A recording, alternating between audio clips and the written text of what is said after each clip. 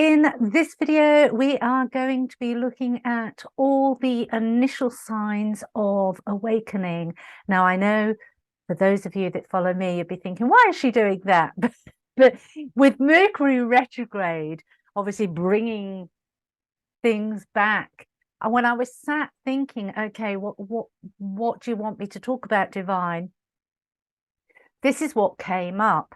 And I was like, oh, right, okay.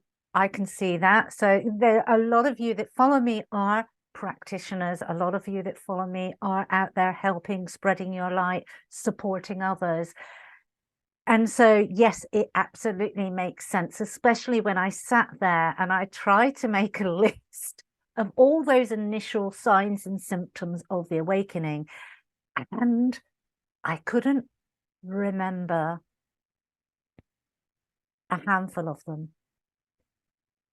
Truth. I sat there and I was thinking, okay, number synchronicity was the first one that came up, seeing those synchronistic numbers repeatedly, that was absolutely fixed in my mind. But the other shifts that occurred that let us know that we're starting to awaken kind of eluded me, because I don't live in that energy anymore. That is my past, and that is who I was, not who I am. And so that information is no longer needed. I cleared and cleaned my vessel so that I have space to keep bringing in the new. That's why this video is being made, because if I've done that and you're a practitioner, for sure you've done that. And it's very difficult for us to help those people in those initial stages if we can't remember what those initial stages are. Now, for those of you that are just starting your awakening journey, you will also benefit from that, because I will be discussing these initial stages, and so they will resonate with you. So it's a twofold video. So without further ado, let's get into it.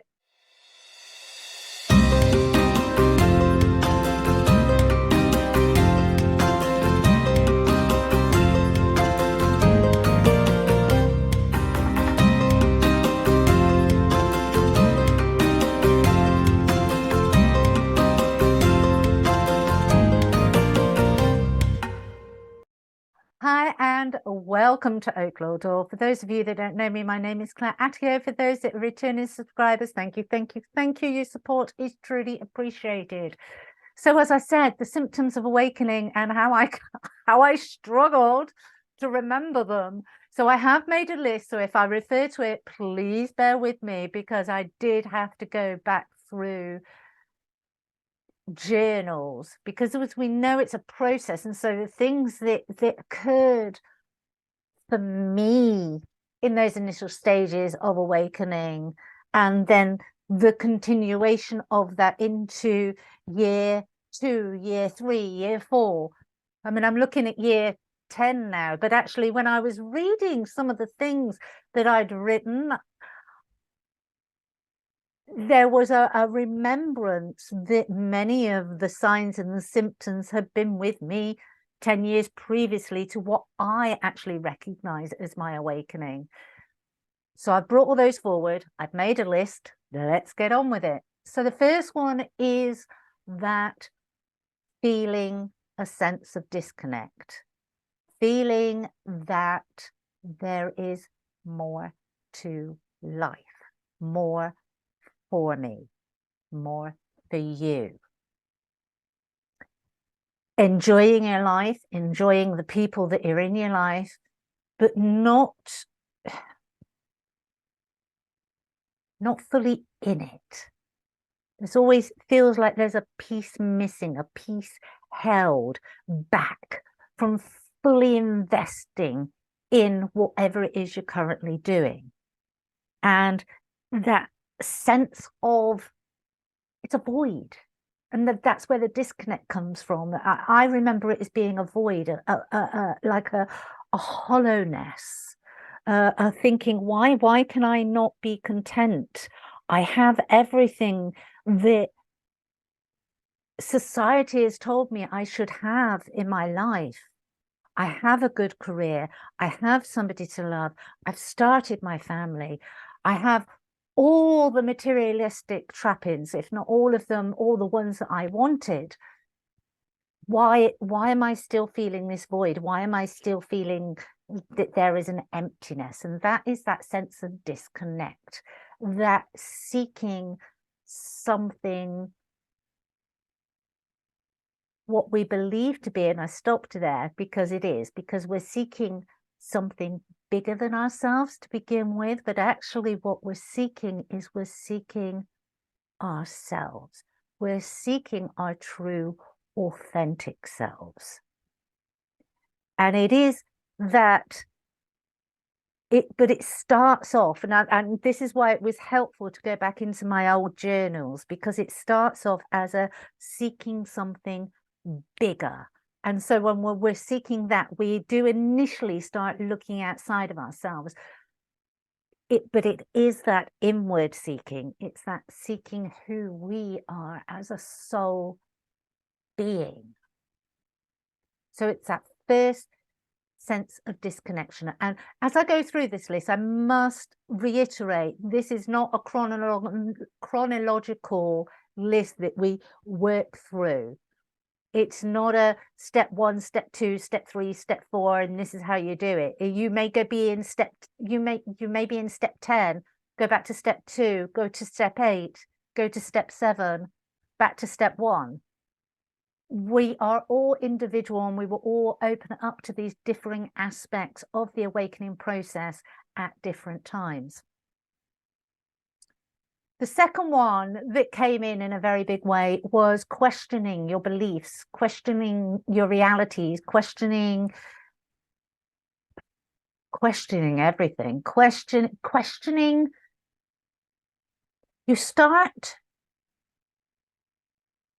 to hear the things that aren't said, or at least that was my experience. You start looking past what is being presented to you, and you start using your own intuition. What's actually being said here? Does that resonate with me? No. Does that feel off? Yes. Does that feel dishonest? Yes.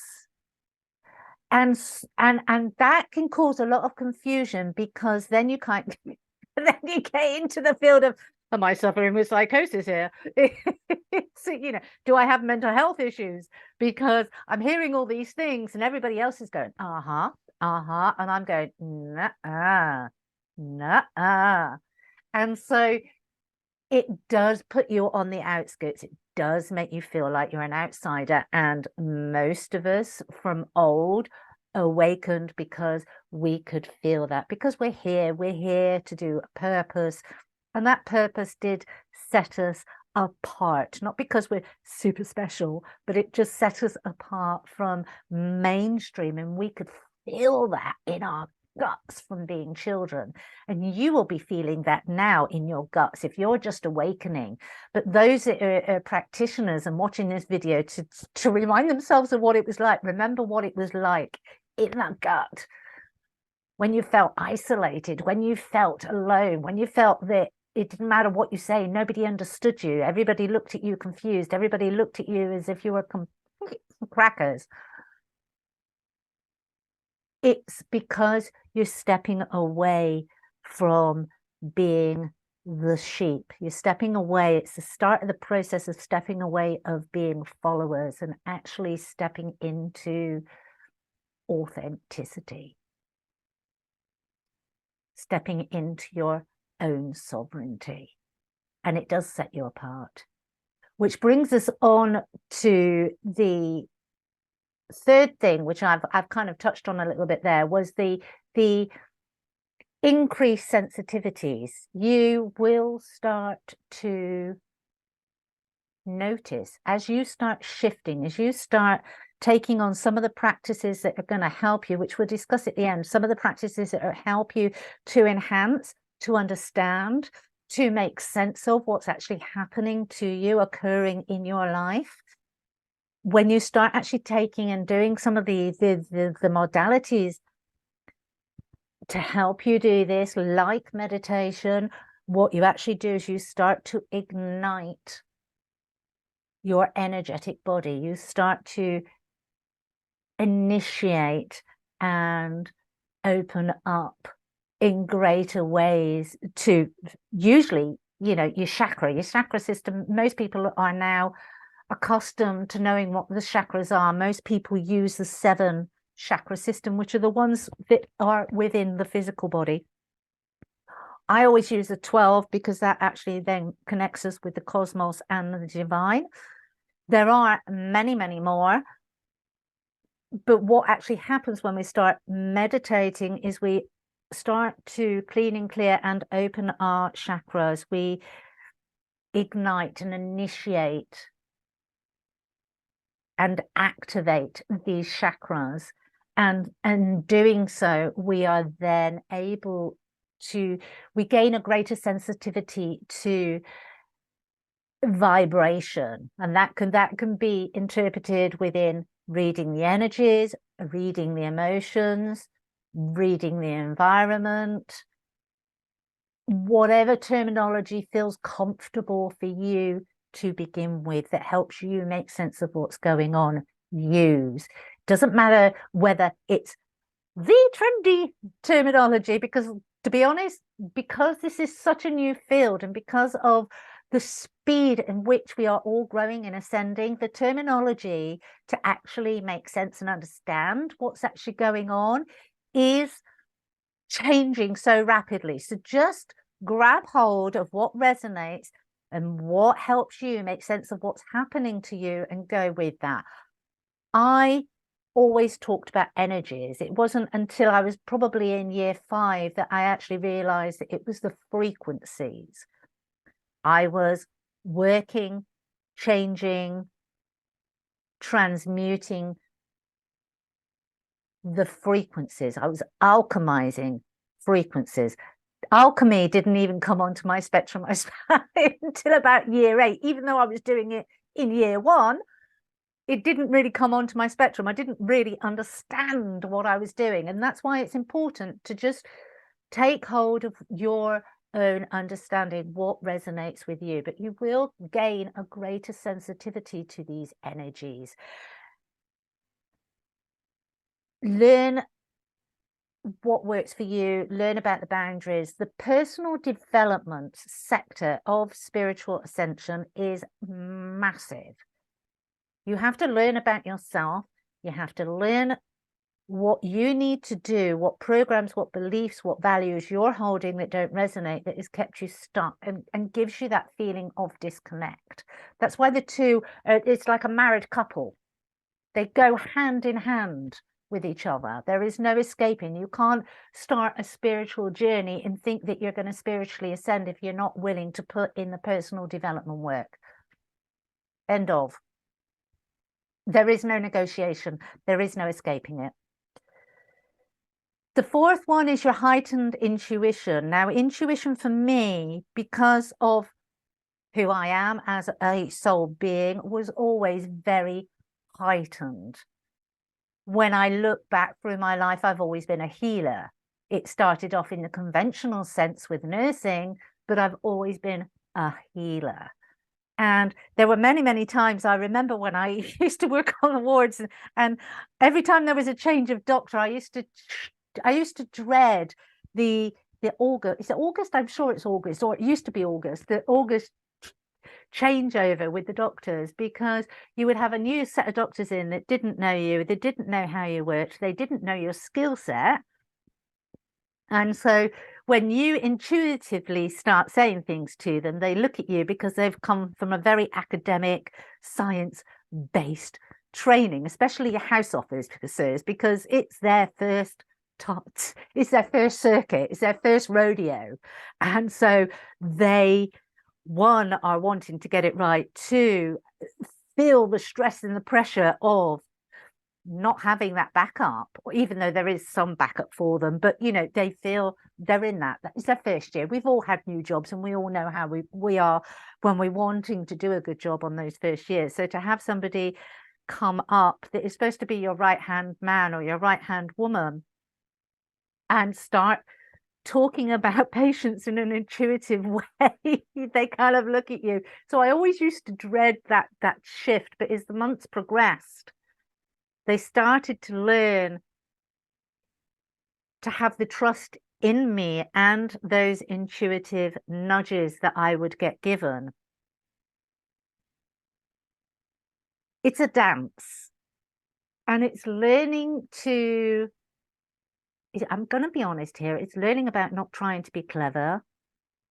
Don't sit there going, oh, yes, well, I'm an intuitive, because people will look at you as if to say, what planet are you on? Especially when you're still moving and working in the third dimensional sectors. Things have changed a lot since because I was nursing 20 years ago. So things have evolved and changed a lot more. People have a greater understanding of intuitiveness, and they have a greater understanding of mindfulness. Moderate the language. Use the language to explain yourself that is coherent with the sector or the group of people that you're actually speaking with. There's ways of actually bringing in spirituality, bringing in intuition, bringing in sensitivities and all these aspects of spirituality without labeling it. It can be brought into normal conversation. It's about building up that trust and using the language that is appropriate, that don't freak others out and have you really have you standing alone as a weirdo. Yes, you may feel that that is your life path, and if that is your life path, if you are that person that needs to be stood on the street corner and seen as that, to actually say and be your true authentic self, then you do that by all means. But the majority of us are here and we're doing the work that we do and fitting it into mainstream. We're changing it from the inside out. We change ourselves from the inside out. So it's listening to and trusting those intuitive nudges, that heightened intuition. And to begin with, I am not going to lie, it will be very hit and miss, depending on what unhealed wounds you have within you. Because some of those perceived intuitive hits will be fears. And that's where I say that the personal development comes in, because it's through healing those inner wounds that we then know absolutely, yes, that's intuitive. That's our intuition kicking in, and we need to take aligned action. We gain a need, a desire for meaning to our life, purpose to our life, and to feel fulfilled. And that goes back to the one that I said right at the beginning, that sense of disconnection. We need to feel that we're fulfilled. And it's interesting as we step into that fulfillment, how we start, how the third dimensional way of living starts to drop away, because what was important to us once stops being important. And it's not because we made a conscious choice, it's an evolutionary occurrence. We don't even notice it until we're mixing with people that maybe we haven't mixed with for some months or a year or so. And then they start talking about the old you, and the old you doesn't exist anymore. And they talk about, and it's sometimes it can be real cringe worthy, because you think, really, was I really like that? Ooh, and it really doesn't resonate with you. It's not about berating. Do not fall into the trap of berating the old you. It's a process. And it's not about berating the old you and how lovely and good you are now, how spiritual you are now. It's about seeing when those incidents occur, it allows you to see the progress that you've made. So don't belittle the person you were. Thank them, have gratitude for them, love them, because they're still part of you. Remember, time's not linear, so it's not a case of we're walking the line and we're never going back that way. It spirals continuously. And Mercury retrogrades are a perfect example of that, because it brings it back to us. Those things we need to see, those things we need to learn. That's why this video is happening right now, because Mercury retrograde has brought the fact of the awakening. And I have done videos on the second great awakening, and that has started to occur and will pick up momentum as the year continues. But it was Mercury retrograde that had me relook at this. So don't belittle the person you were. Embrace them, love them, cherish them, thank them.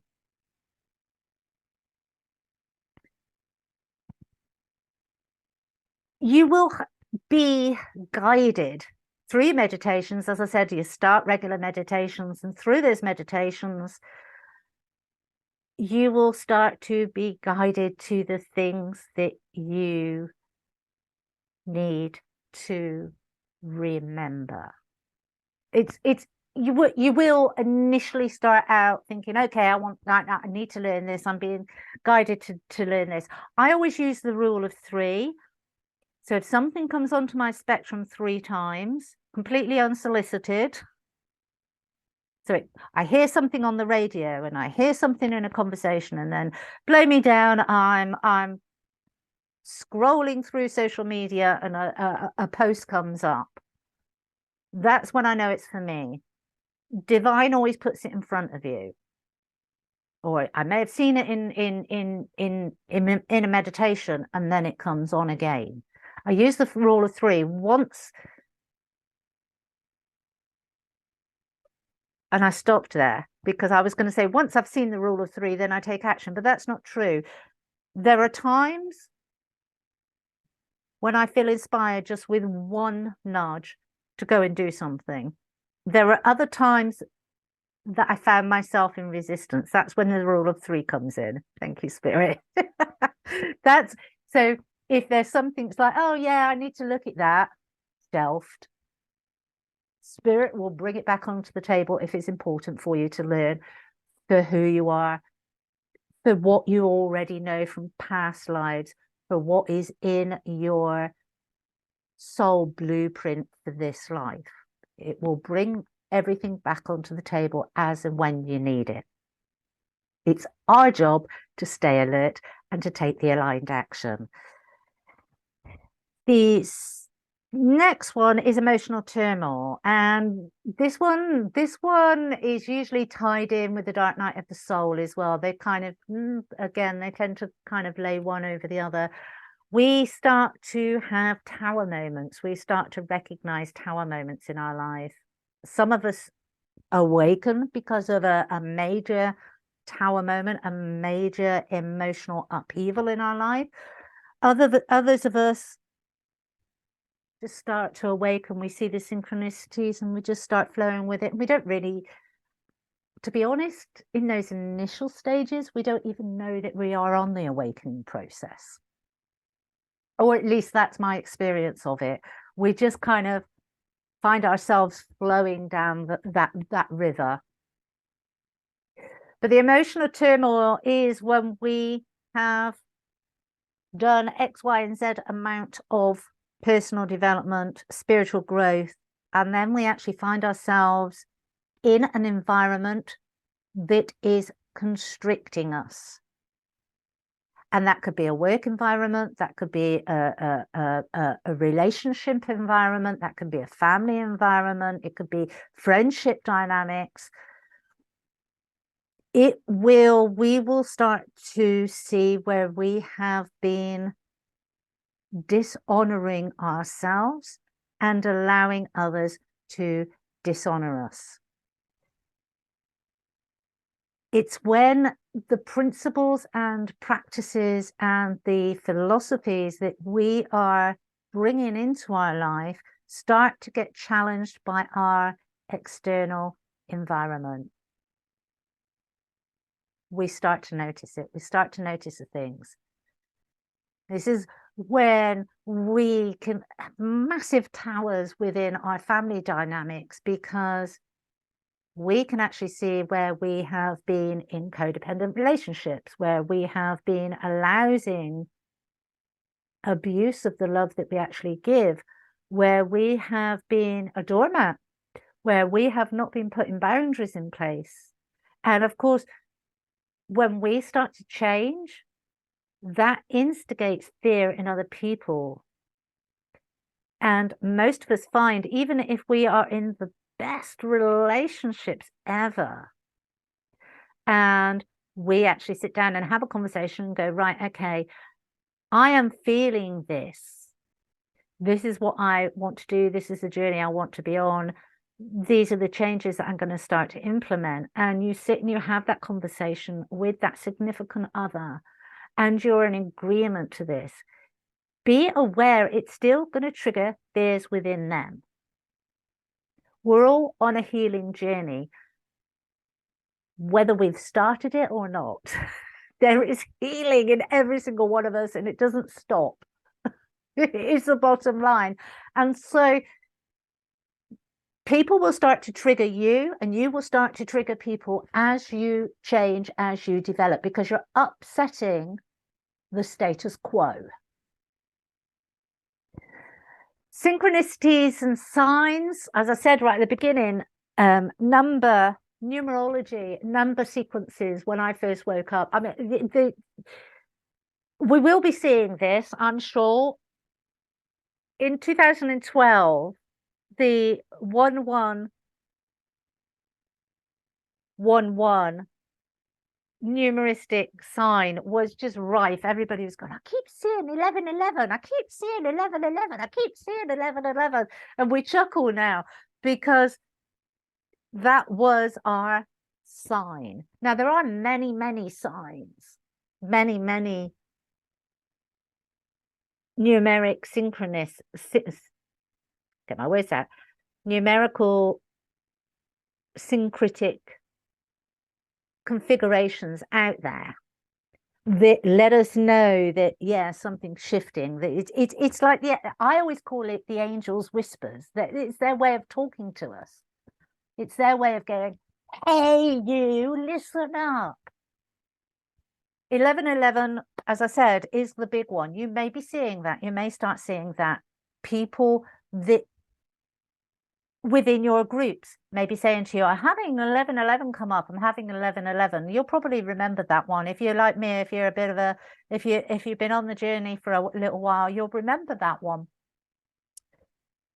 444 seems to be another big one that has been coming up, and I know we're in a year 8, so obviously 44 adds to 8, and you've got the 3 4s that add to the 12, and 12 being obviously another big spiritual number. It seems to be a big one coming up. There are a lot of changes, but there are lots of other signs and synchronicities that happen. You start to become observant of things on your path that have probably always been on your path, but you've never noticed them. And then you start to see them. It's like having the vase on the sideboard, and the vase is always on the sideboard. It's always there. It's always there. It's always there. It's been there for years. But then all of a sudden, the light catches it, and it reflects a rainbow onto the floor in the lounge. And you actually see that prism, and you see it dancing, and you're just like, wow. And it's probably done that a million times before, because that vase has been on that sideboard for years, but you've never seen it. And it's seeing life, it's seeing the world through new eyes as you start to open it. And it's through those new eyes that you will be given direction, you will be given messages from the divine, from the angelic realm, from whatever your belief system is. Mine's very much connected to the angelic realms. whatever resonates with you, it's your signs, it's your synchronicities, it's the beginning of your alignments and the passing down of information to you. We cannot do this list without talking about self-discovery, self-love, self-acceptance. Now, self-love can be really, really difficult if you have been in a bad place and if you have been in codependent relationships and you have molded yourself, especially if you are a sensitive person and you haven't really kind of known what that meant. I think more people are much more awake now to sensitives and empaths. When I first started my journey, empath didn't even have a name. I mean, it just didn't exist. And I think it was about 2017, 2018 that empath started coming on to social media. And I was like, oh, what's that? And then when I started reading, it's like, oh, really? I've done that all my life. There is much more awareness than what there was, but there will still be things that you have put in a proverbial mental box and thrown in the corner of the attic of your mind, that as you start to awaken, that box kind of comes forward and then it starts to open up and you go, oh. And then you start to think, okay, why did I put that in the box? What made me put that in the box? Who made me feel that that was a bad trait, an undesirable characteristic? And why did they do that? And that can be quite hard because you can go through a phase of being angry with people because they did this to you and they did that to you. And I'm not going to say don't do that. Be aware and pull back if you can. You do go through a phase as this is all coming up, and it's like tipping out the laundry basket and just having a floor full of mess before you get to sort out the colors from the darks from the whites and then start cleaning it up. It's that bringing it up, and in that bringing it up and seeing that mess, it's very easy to be introspective and start laying blame. But the spiritual journey is not about blame. It's about responsibility and accountability. And yes, there will be people that have taught you habits, beliefs, programs that are very dysfunctional, and they have absolutely no desire in this planet to change. They are going to see their life out the way that they have always done it, and they don't want to change. And that can be really kind of like initially, but that is their free will. This is about you and your life and what you want in it. What's come to pass is not important. What's important is where you're going in the future. And as you do the spiritual process, you will actually learn that. Oh, excuse me, there's a bit of an energetic shift there. So it is learning. We do step away. The biggest thing you can actually do for yourself is step away from that blame culture. Remember, our parents learned from their parents who learned from their parents. And destruction. Interesting word. Okay. What I meant to say was dysfunction has been rife in most families for centuries. That's what we're changing. And I've said it in other videos. Can we blame them for teaching methods to ensure our survival, to ensure our safety? It's only because life has evolved and we're in a much more safe environment that we're now able to deal with these psychological aspects, these emotional aspects. Generations of past never had that. They weren't afforded that luxury. Let's just keep that in mind. That helps us stay away from the blame game. Expansion of consciousness. That's why this is all happening. That is why we are doing this work. And that is why That is why things are changing the way they are, because the vibrations of the planet has changed, and the vibrations of humanity are starting to change to align with the planet.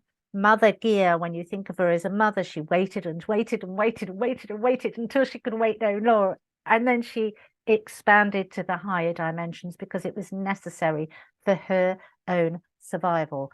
And I'm going to be dramatic here. It's necessary for our own survival, for us to start to live and embody those higher levels of consciousness, those higher vibrations, is what is going to continue our existence on this planet. And you will, as you go through the journey, get glimpses of these higher states. I remember the first time I astral projected, and I was just kind of like, and I lifted up, and then my mind went, "Oh, you've done it!" Boom, straight down, straight down. And you will get that, and that's the fun part of it. You can have fun with it. Don't take it so seriously. There are universal laws, there are cosmic laws, there are guidelines, abide by them. We are seeing at the moment a real kind of dark aspect where people are stepping into their manifestation processes, and they're using them in a very dark way, which is what we call dark magic. It's not the first time it's occurred in humanity's history. Probably, unfortunately, won't be the last. I hope it is. You know, it's my dearest wish that it is, that we get through this phase and we actually kind of just put it to bed permanently. But I don't know what the future holds.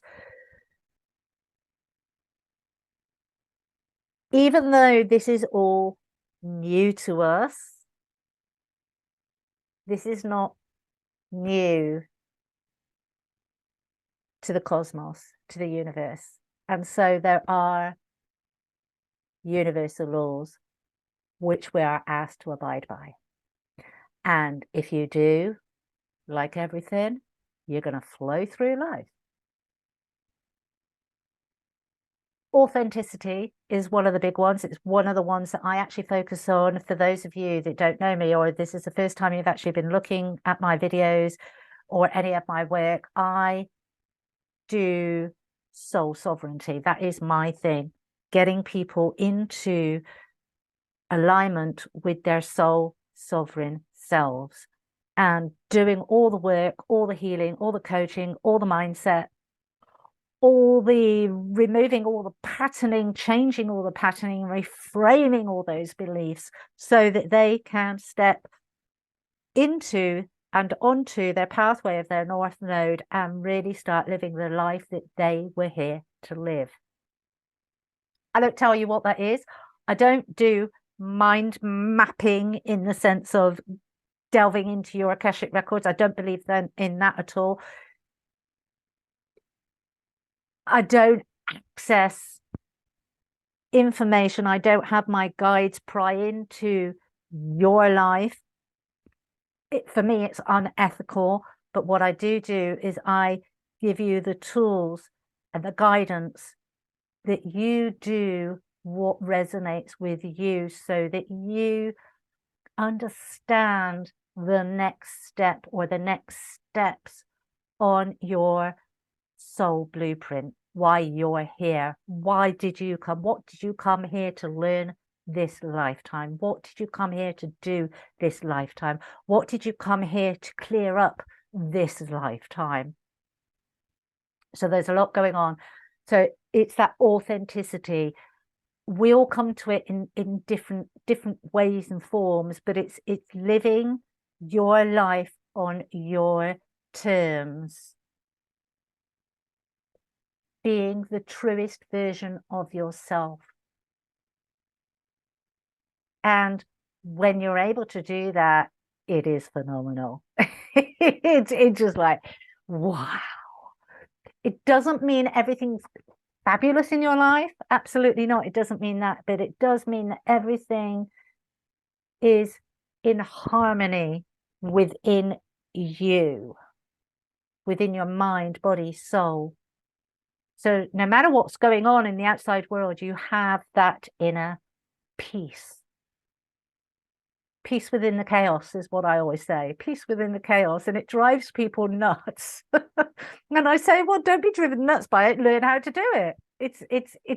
There's no magic involved. It's about perseverance. It's about putting in the work, putting in the time, being patient with yourself, learning, growing, developing, evolving. The last one is the shift in priorities within yourself. And that really comes into play when we step into that authentic self, when we step into that soul sovereignty, is your priorities really start to shift. It starts to shift in different aspects as well throughout all of these things that I've actually said. Your desire for the way that you live your life changes. What you hold precious to you, what you think is important to you, what you think construed as being successful changes. What other people think about you, you really don't give a damn. It's what you think about yourself that becomes important.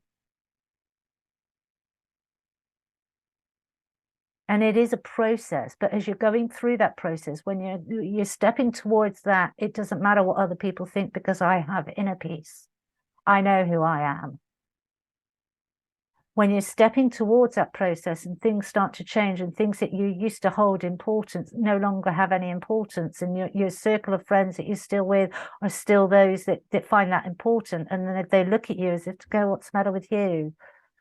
And very often in that uncomfortableness of theirs, there can be a little bit of, oh, you think you're better than us, but that it's got nothing to do with that.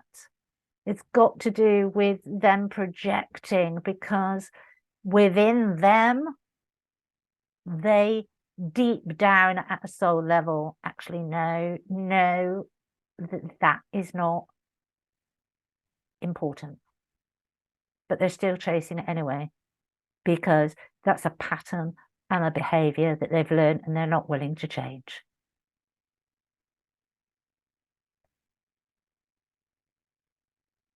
Each step, each process has its own challenges, but for every challenge, I would actually advocate that there are at least 10 blessings more that come from it when you push through.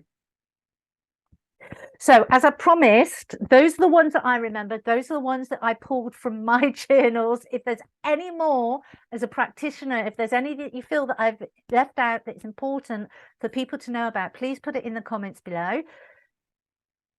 The things that we actually do, practices, meditation, whatever type of meditation. When I first started, I found meditating really difficult. I found Mercury retrograde, please allow me to talk.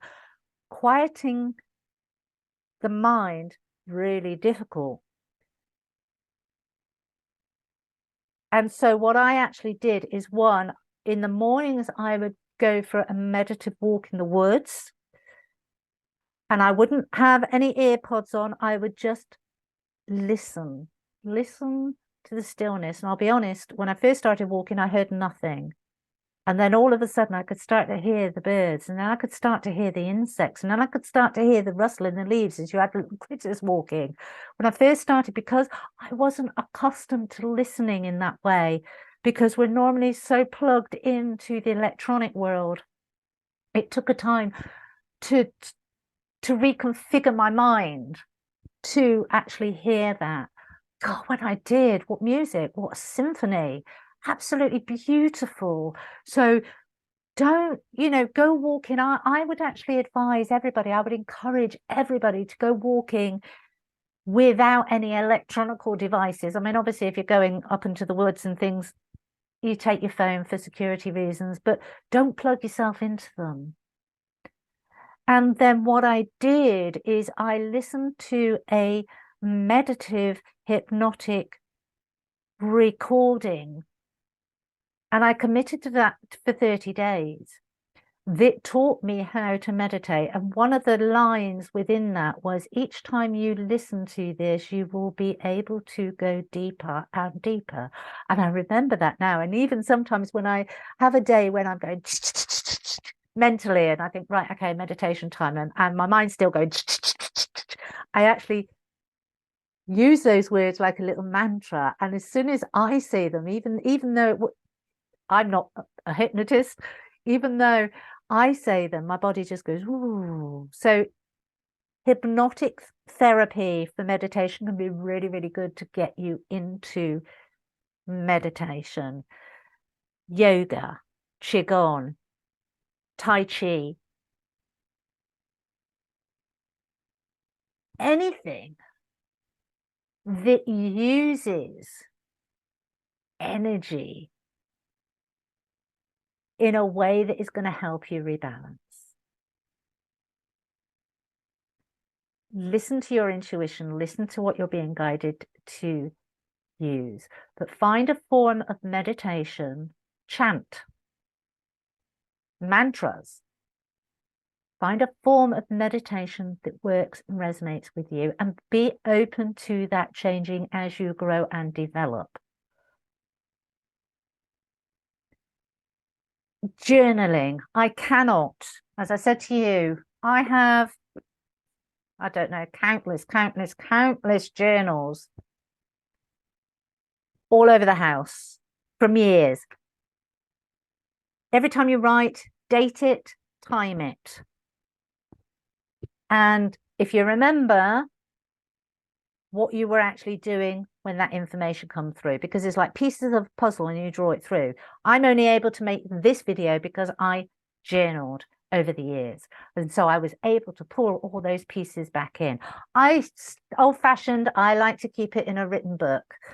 I still like to handwrite it. And there's something I think I have tried doing a journal online.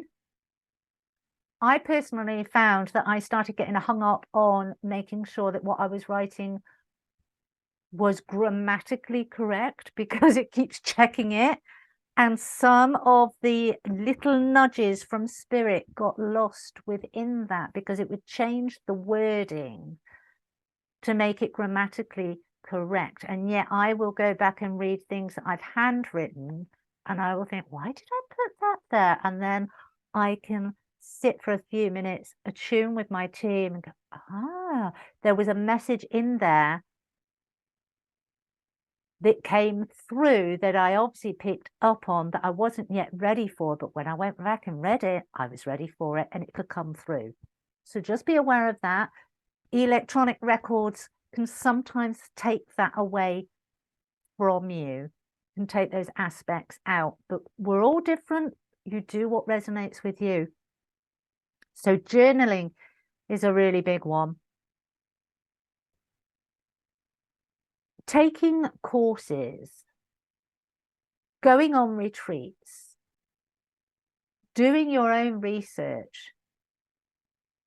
I've talked many times about how I was given what I thought at the time random names and ratios, because I was being given a name and then I was being given a number and then I was being given ... and then I was being given another number. Now, it feels very blasphemous for me to say it now, but at the time I didn't have a clue what it was. I didn't have a clue. I went to Sunday school when I was a kid, but I never considered myself religious, and I was very angry with religious organizations as I got to adulthood, as I learned about humanity's history.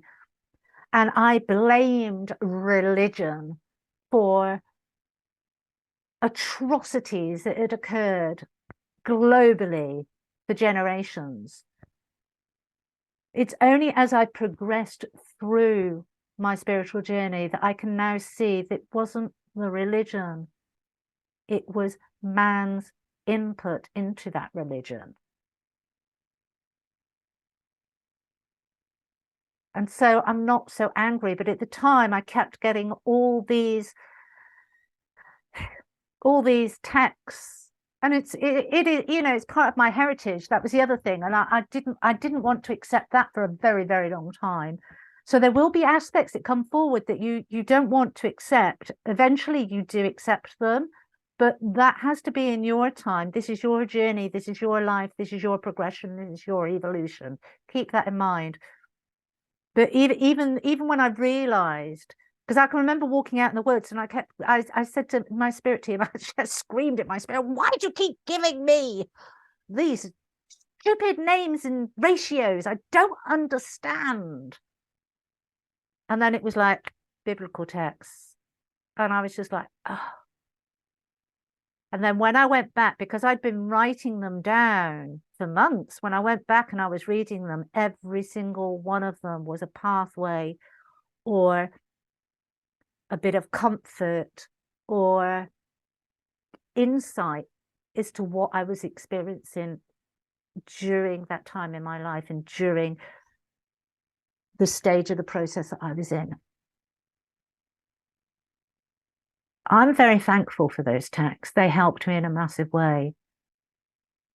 I'm not saying that we should all become religious. What I'm saying is let's not discredit it. A lot of the scriptures have a lot of wisdom in them, have a lot of love, support, championing of us in there, a lot of guidance available to us. We just need to be mindful that it was man that wrote them. They didn't come from man, but it was man that interpreted what was said and has written them. And so, as if you're drawn to scriptures, use the mind, the heart, the soul that God has given you, or Allah has given you, or whatever your belief systems is, that higher source of power.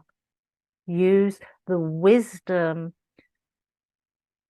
that you've been given to read them, to know what it means for you. I'm going to leave it there. If you've liked the video, please hit that like button. If you've not yet subscribed, please press subscribe and share with your friends. Until next time, take care. Bye-bye.